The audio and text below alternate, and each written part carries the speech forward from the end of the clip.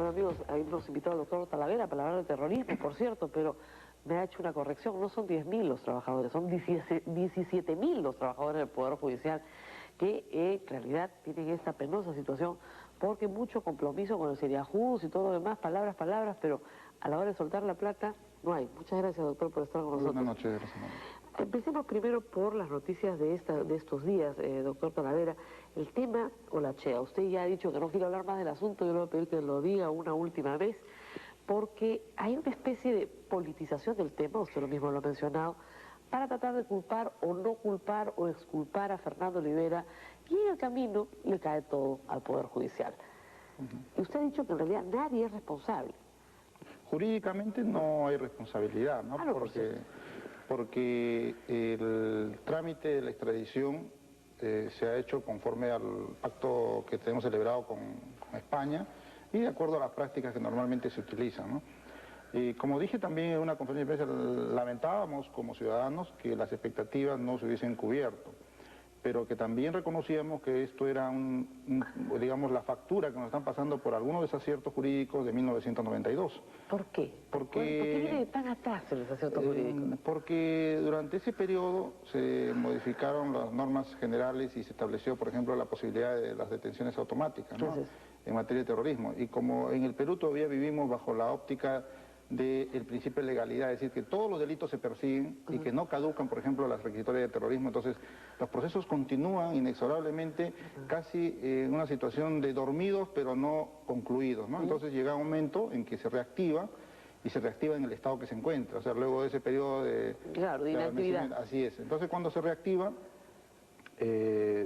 surge como este caso, una detención que luego es corregida por el tribunal. Como es lógico, las órdenes de detención las dictan los juzgados y los tribunales, en este caso la Sala Nacional, es la que corrige si es que esto no se ha hecho bien. O sea, por eso decíamos que desde el punto de vista jurídico no se ha hecho más que tratar de enderezar las cosas, ¿no? Bueno, técnicamente la discusión es clara. El señor Olachea tenía su derecho claro y yo creo que la Corte ha actuado técnicamente bien.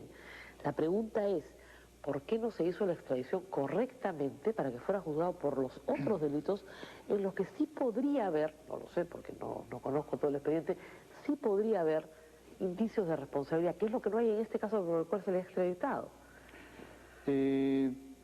También al otro expediente hay problemas jurídicos, sí, jurídicos más que de fondo, ¿no? Yo no quiero retasear, digamos, a la opinión pública las situaciones que se produjeron desde muchos años atrás. En ese otro expediente de la ampliación ya han habido 2 fallidas intentos de extradición con Inglaterra. No obstante, otra vez se reactiva ese proceso porque finalmente se entendía que era un problema, digamos, con un país, no necesariamente con todos los países. Entonces, claro, por eso España podría tener otro tratado de extradición en el Perú y esos delitos sí ser aceptados por España y por lo tanto traerse al Perú. Así es. No obstante, hay otro problema adicional que no lo puedo adelantar como juez, ¿no? Pero que tiene que ver con lo sustantivo en ese expediente. Usted no puede decirlo porque se le va a tocar pronunciarse sobre ese tema. Eventualmente, ¿no? Ahora, ¿por qué no se adicionó el otro caso? En primer lugar, todos entendíamos que las órdenes de captura internacional que se habían enviado vía Interpol habían tenido su efecto en la Interpol Francia, es decir, la central, que está ubicada en la ciudad de León. Y que tenían todos los delitos. Así es. Entonces, que todas las órdenes de arresto internacional estaban en ejecución.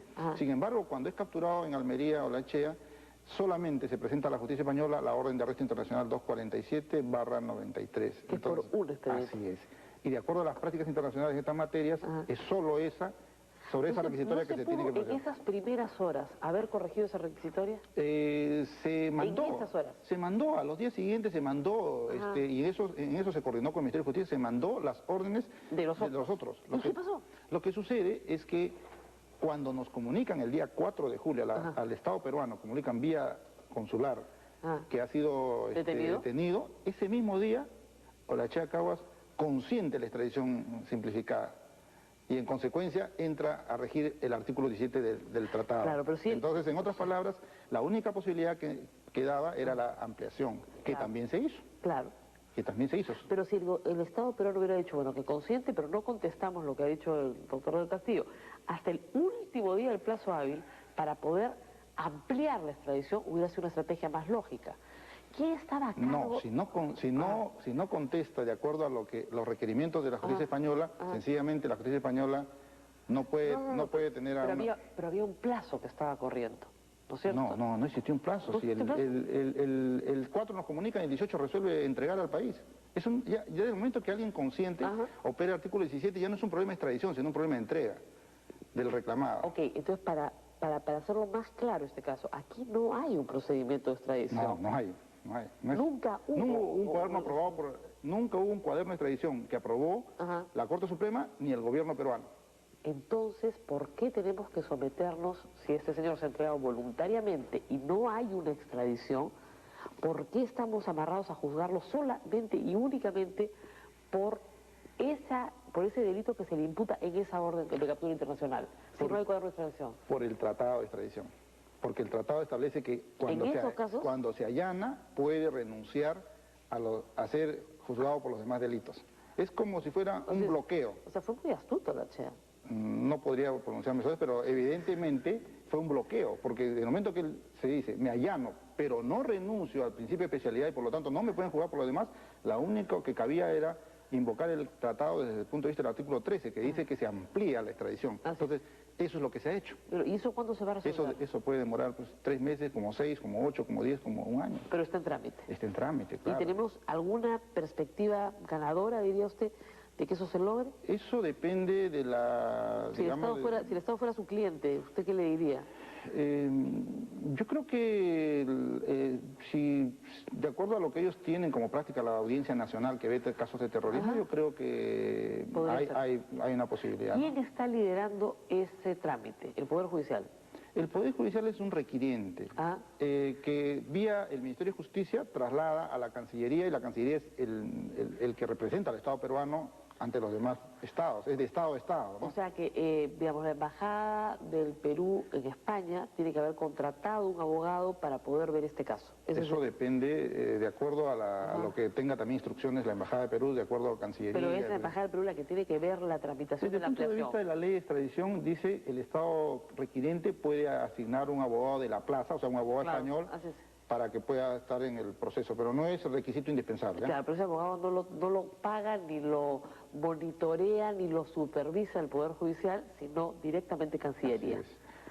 Es que en extradición no olvidemos que cuando hablamos ya de cuaderno de extradición y de una presión de extradición, es el gobierno peruano el que, mediante una resolución suprema, accede o no a pedirla. Así es, no es el Poder Judicial. Si fallamos en esto, somos todos responsables, a diferencia de la extradición simplificada. Aquí sí, si fallamos, todos somos responsables del proceso de extradición. Muy claro, doctor Talavera. Yo le agradezco mucho porque nos ha aclarado una serie de puntos. Nosotros siempre creímos que había un cuaderno de extradición y con lo que usted está explicando queda claro que nunca existió. Yo le agradezco muchísimo. Voy a tener que volverlo a invitar para hablar más bien de los procesos de Abimael Guzmán, que también esta semana han pasado por la noticia sin que nadie los mire, pero se inició el proceso contra Abimael Guzmán, que enmudeció en realidad. Pero eso va bien. Bueno, los procesos contra muchas de estas personas que se les indica ser dirigentes están pronto a iniciarse. Creo que hemos avanzado lo suficiente. Dentro de un año ya están bien avanzados. Tenemos 7 procesos que se están acumulando para llevarlos eventualmente a juicio. No, ya no eventualmente, porque hay acusaciones. Hay acusaciones.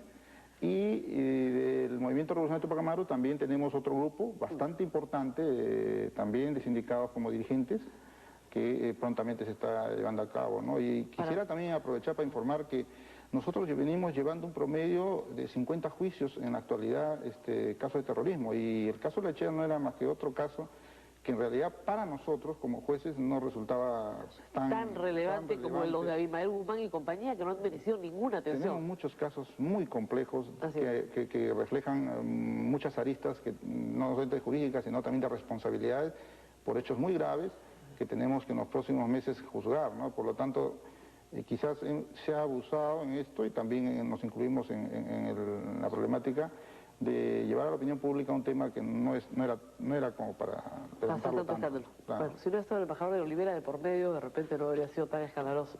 Muy bien, muchísimas gracias, doctor Talavera, por estar esta noche con nosotros. A usted, Rosa María. Y bueno, amigos, hemos tratado temas importantes el día de hoy, espero que les haya gustado el programa.